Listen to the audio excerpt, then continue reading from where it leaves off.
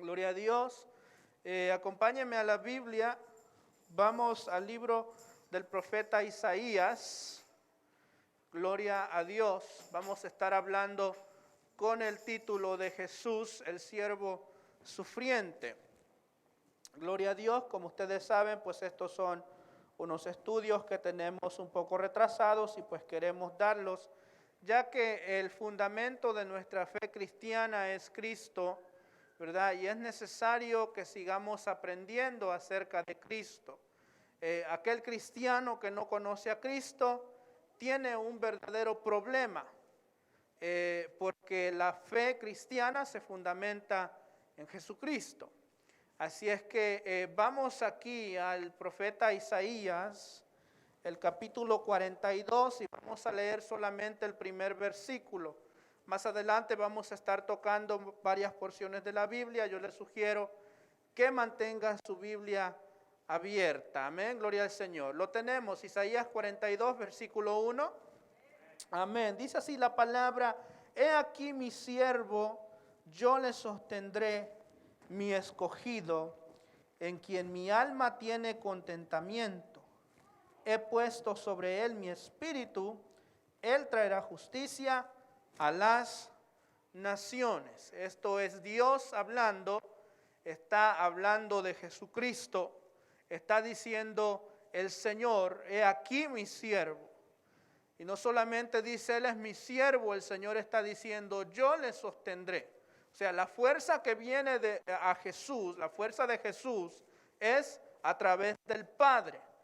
Y dice, no solamente yo le sostengo, yo lo he escogido. Dios lo escogió para una labor específica y al escogerlo el Señor se alegra, el Señor Padre tiene regocijo, tiene contentamiento en quien mi alma tiene contentamiento. Fue una alegría de gran gozo poder mandar a Jesucristo a la tierra a ser ese siervo escogido. No solamente eso, el Espíritu de Jehová estaba y está sobre Jesús, sobre Jesucristo, para hacer la labor que Él fue mandado a hacer. Y nos dice que al Él tener el Espíritu de Jehová, el Espíritu del Señor, Él va a traer justicia a las naciones. ¿Qué tipo de justicia? La justicia que nosotros podemos disfrutar. Esa justicia espiritual, esa justicia donde aunque sufrimos, aunque tenemos aflicciones, sabemos que el Señor es quien pelea por nosotros y Él es el que nos defiende. Amén. Puede tomar su lugar, amados hermanos. Estamos hablando de este tema, Jesús, el siervo sufriente. Como ya leímos aquí el versículo de Isaías 42.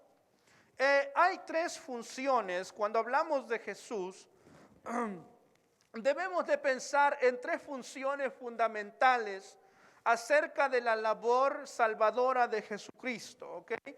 No podemos perder en cuenta de que Jesús viene a esta tierra y ejerce tres funciones especiales, pero va a haber una cuarta específica que es muy importante que mencionemos también.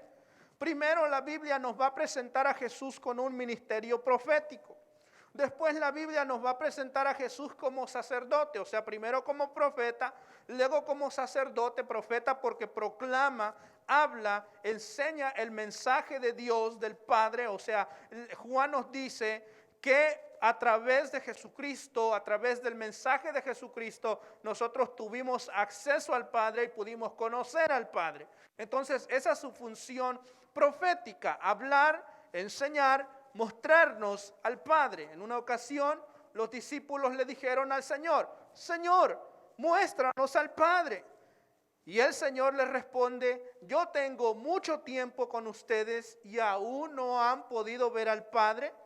Él dice: el Padre y yo uno somos. Entonces, cuando nosotros vemos a Jesús, podemos ver al Padre. Esa es la función profética.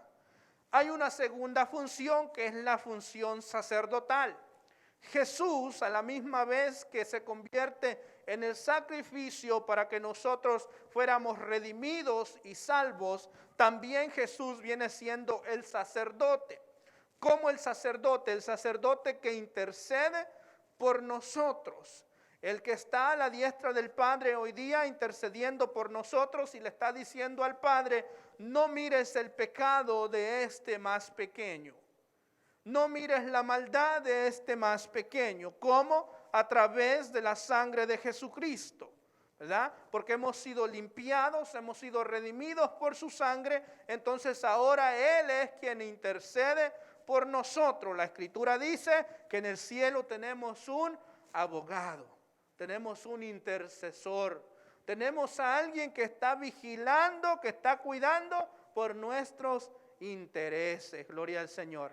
Fíjese que cuando posiblemente a la gente de este mundo no le importamos, cuando posiblemente al gobierno no le importamos, cuando a veces ni siquiera a nuestra familia le importamos, a Dios y a Jesucristo nosotros le importamos.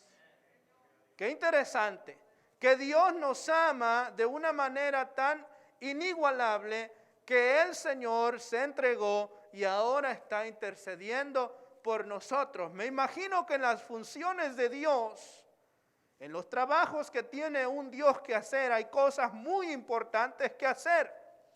Pero el Dios nuestro se ha tomado de ese tiempo para cuidar de nosotros. Somos importantes para Dios.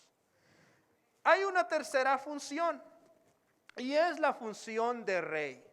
Jesucristo no solamente viene a la tierra como profeta, como sacerdote, sino que también viene a mostrarnos cómo es que Él es rey. Él viene a mostrarnos el reino de Dios. Cuando el mundo pensaba que el reino de Dios era un reino carnal, Jesucristo nos demuestra que el reino de Él es un reino espiritual y que Él es el que reina y dirige el reino de los cielos. Por eso es que el salmista dice, Él se sienta en medio de la congregación de los dioses de la tierra y obedecen su voz. Porque Él es el Rey, porque Él es el Señor. Amén, gloria a Dios. Pero cuando nosotros vamos, ya vimos, ¿verdad?, que el Señor es profeta, que Él ejerce una labor profética, una labor sacerdotal y una labor como rey. Y en un futuro también, antes que se me pase, en un futuro nosotros vamos a estar juntamente con Jesús y vamos a reinar juntamente con Jesús también. Él es el rey y nosotros vamos a ser sus súbditos y vamos a estar en coinonía, en armonía con el Señor y todo va a ser una gloria maravillosa. El libro de Marcos, cuando estudiamos el libro de Marcos en los evangelios, vamos a encontrar el otro aspecto de la función de Cristo. Y este aspecto es el aspecto de un siervo. ¿Ok? Es interesante que el Rey de los cielos, que el Creador del cielo, de la tierra, de todo lo que existe, viene a la tierra y se hace siervo. El libro de Marcos fue escrito para una audiencia romana en aquel tiempo que fue escrito. Entonces los romanos les gustaba ver como menos a todo mundo. Entonces Marcos escribe su libro con la idea, con la mentalidad de salvar a los romanos presentándoles a Cristo como ese siervo salvador que los vino a rescatar. Y va muy de acuerdo con lo que nos enseña el apóstol Pablo también en la epístola de Filipenses capítulo 2, el versículo 5 al 8. Mire lo que nos dice el apóstol Pablo hablándole a los filipenses.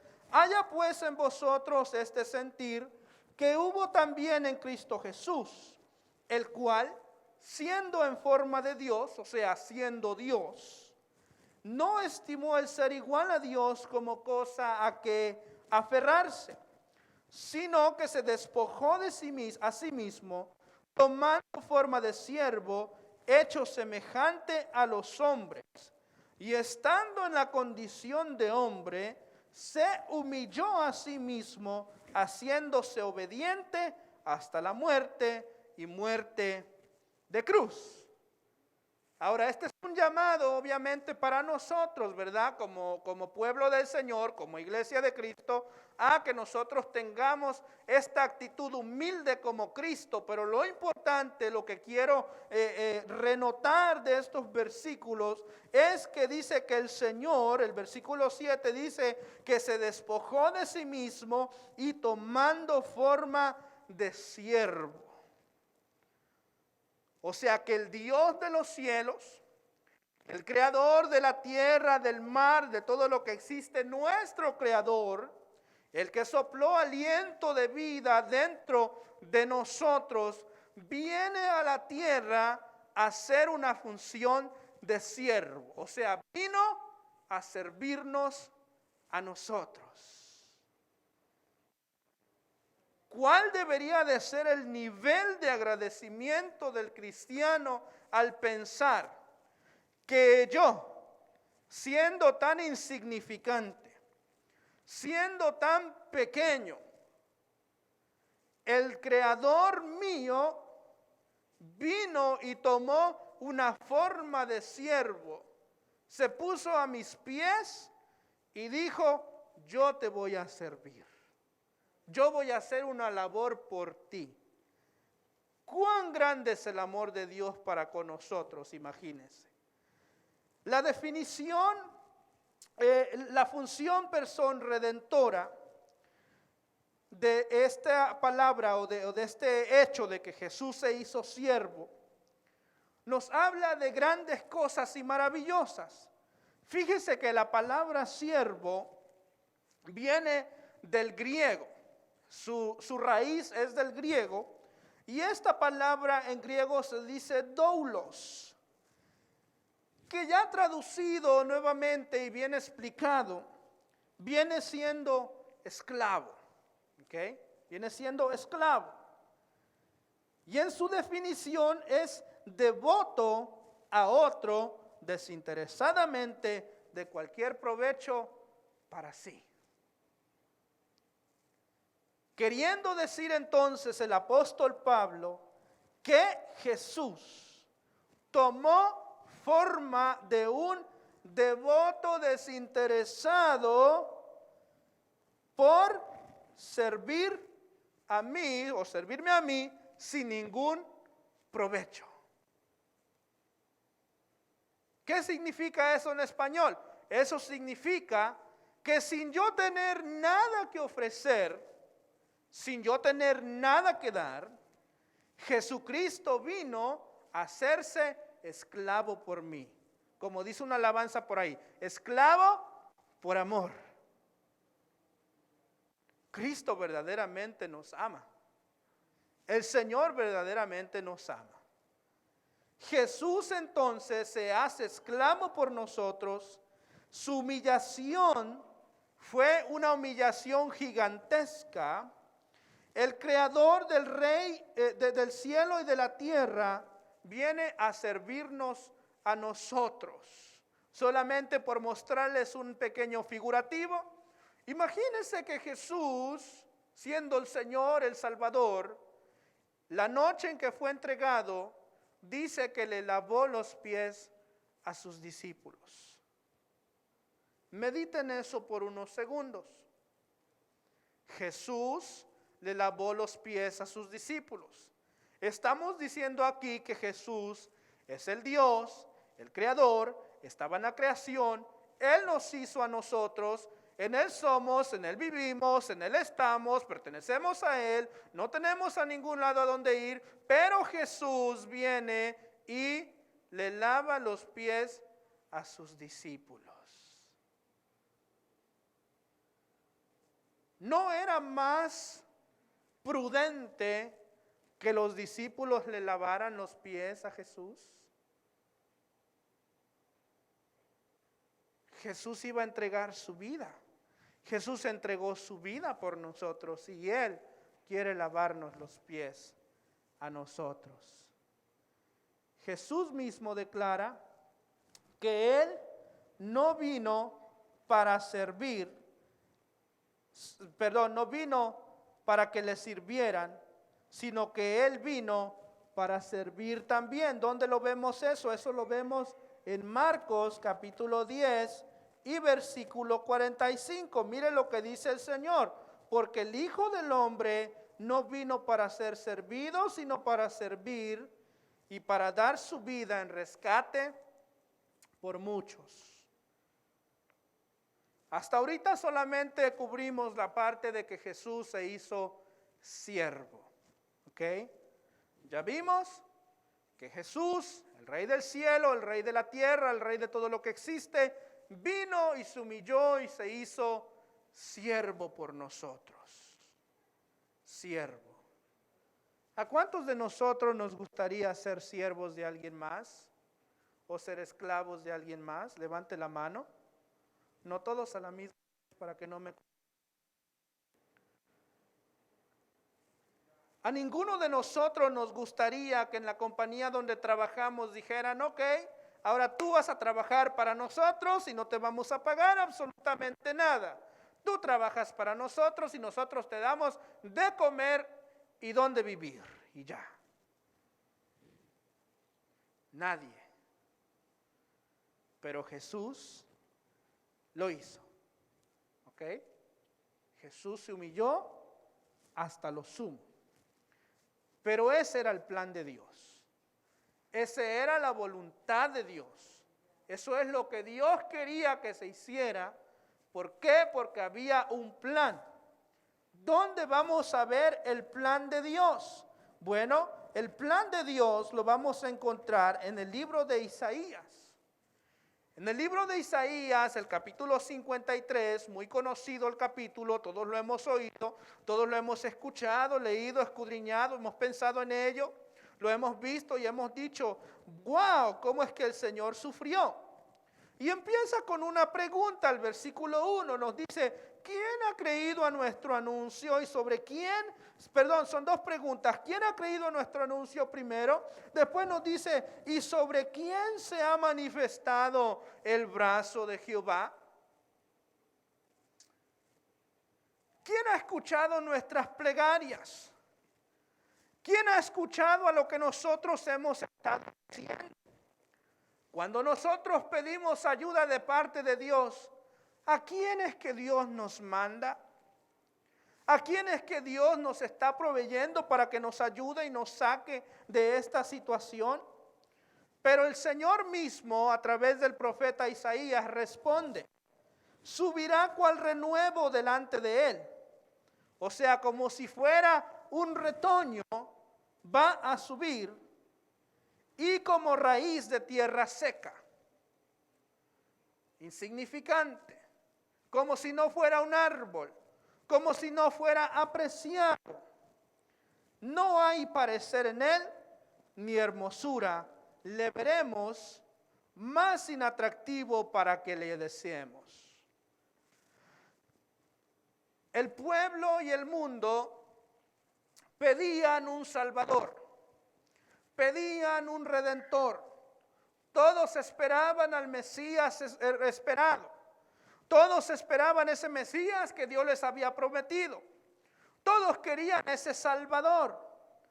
Pero vemos que la Escritura nos presenta un cuadro un poco diferente de lo que nosotros usualmente esperamos.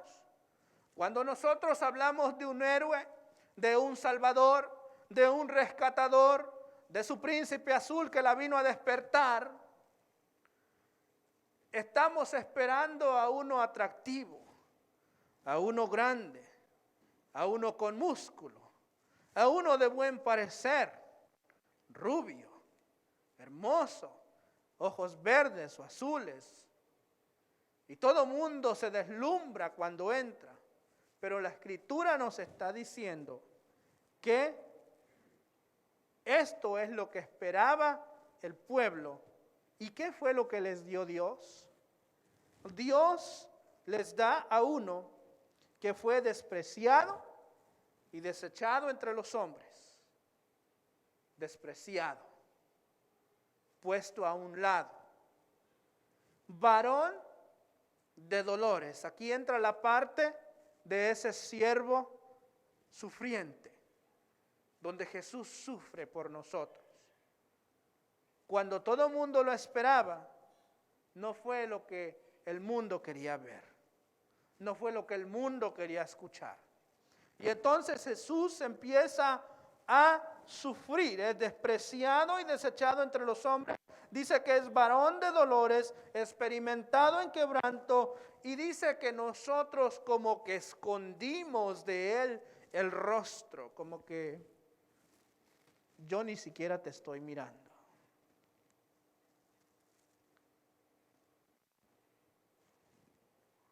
Como cuando alguien no nos cae muy bien, alaba, ahora sí, ¿verdad? Y así como que, ay, ahí te ves.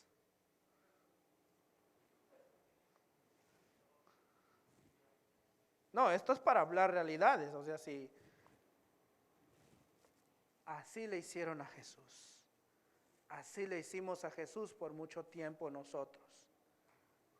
Ahí te ves. Yo contigo, nada que ver. Y como que escondimos de él el rostro, como que no lo queríamos. La mayoría pasamos por ahí, no hay ningún problema. Fue menospreciado y dice que no lo estimamos. No le pusimos atención, no le pusieron atención, no prestaron oído a lo que Jesús estaba diciendo. ¿Cuántas veces en los evangelios nos damos cuenta que esto se cumplió al pie de la letra?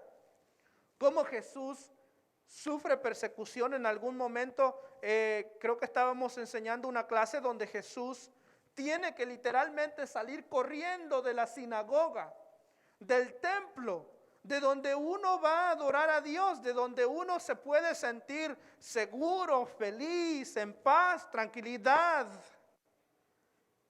Pero el Señor tiene que salir corriendo de ese lugar porque ya estaban preparados para lincharlo.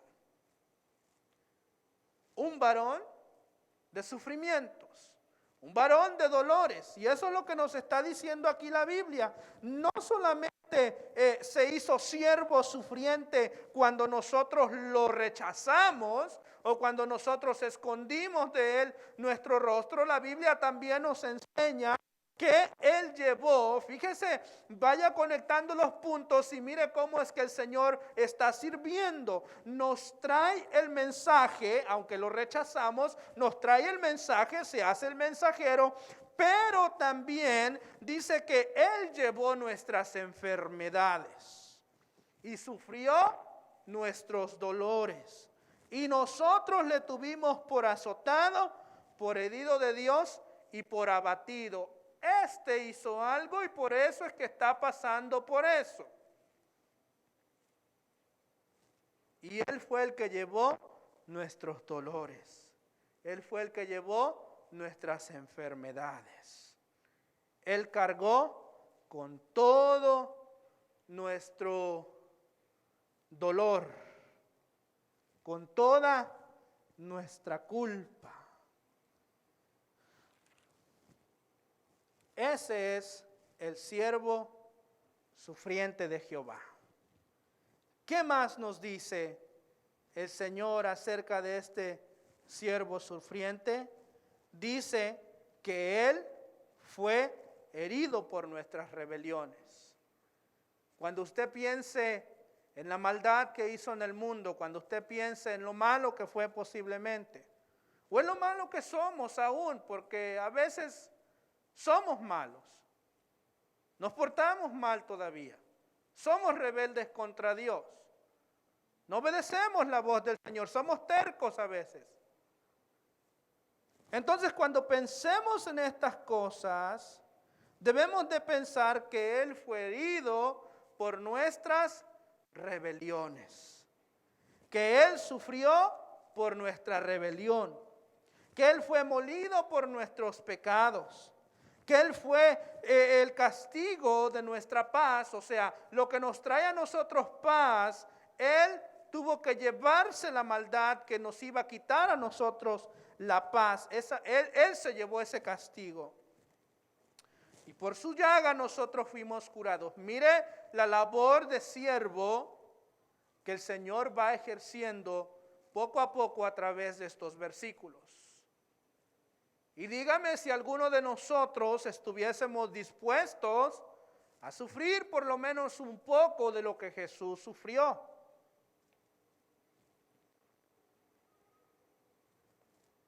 Y el profeta nos dice, todos nosotros nos descarriamos como ovejas, cada cual se apartó por su camino, mas Jehová cargó el pecado de todos, cargó en él el pecado de todos nosotros. Una labor de siervo impresionante. La profecía continúa y entre más continúa la profecía, más le vamos cargando al Señor. Desde el versículo 2 vemos cómo poco a poco se va llenando seguimos cargando esa carga como el Señor, sobre el Señor. Un efecto de nieve básicamente. Empieza así de chiquito, pero si lo sigues rodando y rodando y rodando, acabas con algo bien grande. Y así fue como el Señor se hizo siervo por nosotros, llevó todo lo que nosotros no podíamos cargar. Y aunque sufrió, sí sufrió mucho, hubo una recompensa. Y hay una recompensa. Y sigue habiendo una esperanza para todos aquellos que ahora se acercan a Jesucristo. Queriendo decir que el sufrimiento de Cristo fue uno que era nuestro. Esa labor de siervo era nuestra, amado. Pero viene Cristo y toma el lugar nuestro para que nosotros no tengamos entonces que sufrir. Entonces con el sufrimiento de Jesús, nosotros fuimos redimidos y el siervo sufriente logra todavía mucho más. Y fíjense que Jesús como siervo sigue sirviendo. ¿Okay? Sigue sirviendo, sigue dando. La sangre de Cristo sigue limpiando. La sangre de Cristo sigue redimiendo. El poder de Cristo sigue activo en la iglesia. Los dones del Espíritu siguen activos en la iglesia. O sea que Dios todavía está sirviendo a la mesa para que nosotros sigamos disfrutando de las grandezas de la gloria del Señor. Y muchas veces eso se nos olvida. Pero es importante ver aquí a Jesús como ese siervo. Imagínense que Jesús, o el Señor, mejor dicho, dice, he aquí yo estoy a la puerta y llamo. ¿Verdad? El Señor dice, yo estoy a la puerta y llamo. Dice, si alguno oyere mi voz, o sea, el que quiere poner atención a lo que yo estoy diciendo, a lo que yo voy a decir, dice el Señor, dice, yo entraré a él y cenaré con él y él conmigo.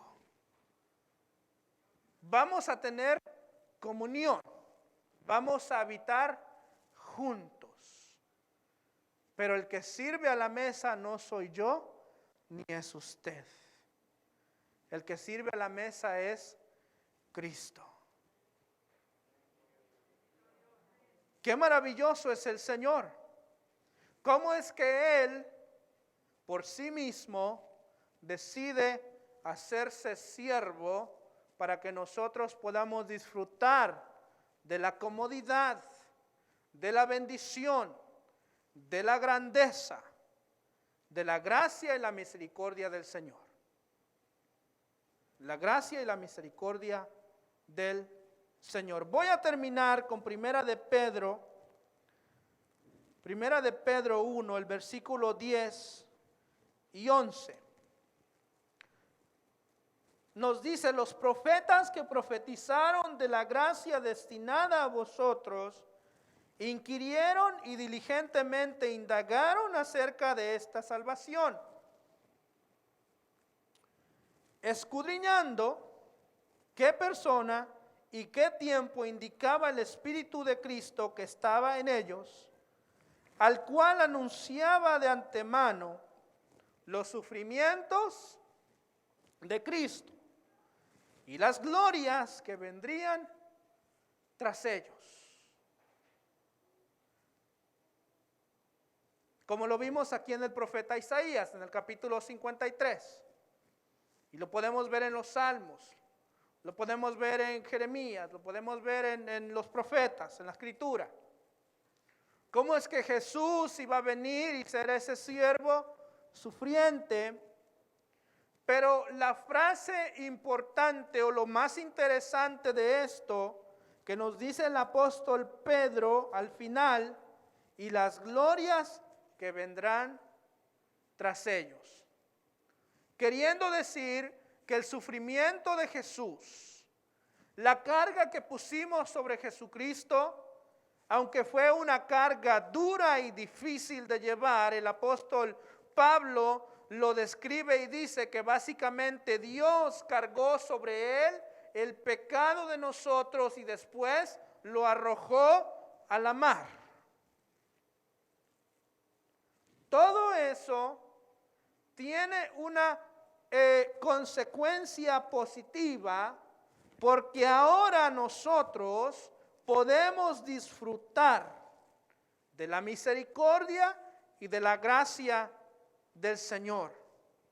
O sea que no solamente disfrutamos del hecho de que Jesús se hizo o que vino en forma de profeta, que vino en forma de sacerdote y que ejerció una función como rey también, sino que aún en la forma de que Cristo vino en forma de siervo, hoy nosotros tenemos beneficios y grandes resultados.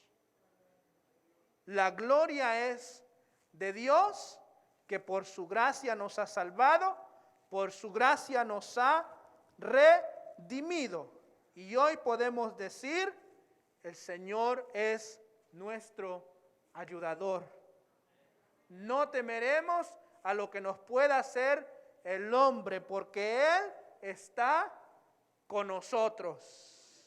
El Señor sigue sirviendo a la mesa. Está en usted, está en mí, en que podamos aceptar la invitación del Señor a sentarnos con Él, a estar con Él y a cenar con el Señor. Amén, gloria al Señor. Así es que vamos a estar de pies, amados hermanos. El Señor nos bendiga de manera muy especial. Gloria a Dios. El próximo jueves vamos a dar otro estudio y el viernes todavía está pendiente.